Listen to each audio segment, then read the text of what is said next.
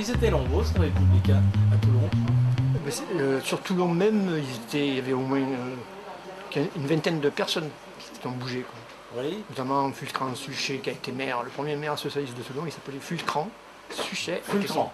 Ouais, Fulcran, son prénom. Oui. Suchet. Puis il y a eu Charles Poncy, dont tout le monde connaît l'histoire, mais qu'on ne sait pas qu'il était quand même républicain engagé. On savait qu'il était ami de Roger Sand, mais on ne savait pas plein de détails sur sa vie politique, quoi. Ouais. Lazare Carnot aussi. Lazare Carnot a été... c'est une rue qui s'appelle Lazare Carnot. Hein. Oui. Mais lui-même, il était républicain. Bien sûr, Oui. bien sûr. Il a même été...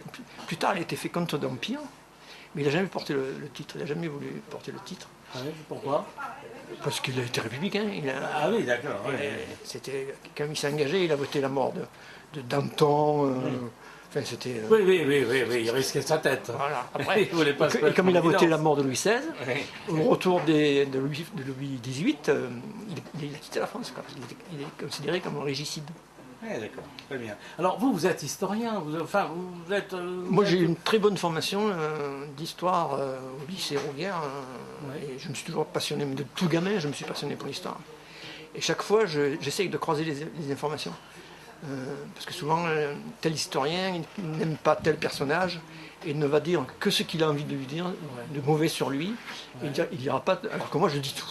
Je dis tout, ce qui va, ce qui ne va pas. Notamment, je me suis aperçu que les trois quarts de ces révolutionnaires étaient des profonds racistes. Ah oui. Tous, pratiquement tous, y compris récemment encore. Ce qui m'a le plus étonné, c'est Karl Marx. Ouais. Karl Marx, qui était quand même un type cultivé, que sa philosophie a traversé des siècles pendant longtemps. Il disait, il y a les Européens et puis il y a les barbares.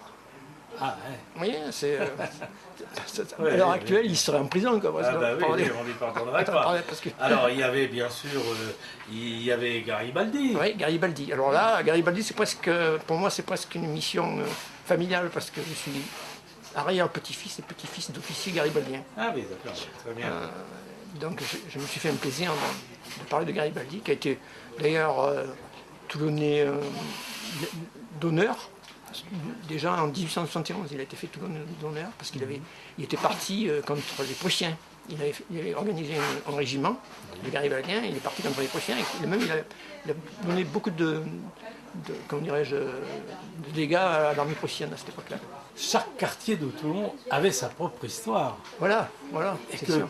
Les rues de Toulon, elles-mêmes, chaque rue a une histoire. Oui. Et il faudrait peut-être un jour écrire l'histoire des rues de Toulon. Ça a été fait, mais pas trop bien. Par exemple, moi, je me suis servi des archives municipales. Oui. Notamment, chaque fois qu'une rue est appelée de tel nom, c'est une décision, une délibération du conseil municipal. Alors, sur cette délibération, il faut les lire. Enfin, il y a des... Connaître l'histoire, pourquoi on l'appelait de telle manière. Et j'ai commencé en 1864, je me suis arrêté en 1988. Ah, c'était une grande quête. Hein, voilà, c'est du boulot. Hein. Et notamment, j'ai découvert une rue que personne ne savait où elle était même. Elle n'était même pas classée. Et pourtant, elle est notée rue Clovis Hugues. Oui. Et aux archives municipales, aucune trace. Alors, c'est moi qui ai dit, écoutez, je vais essayer de savoir la date de sa mort. Et de là, on a retrouvé la délibération qui a donné le nom de ce... C'était un communard marseillais. Ouais.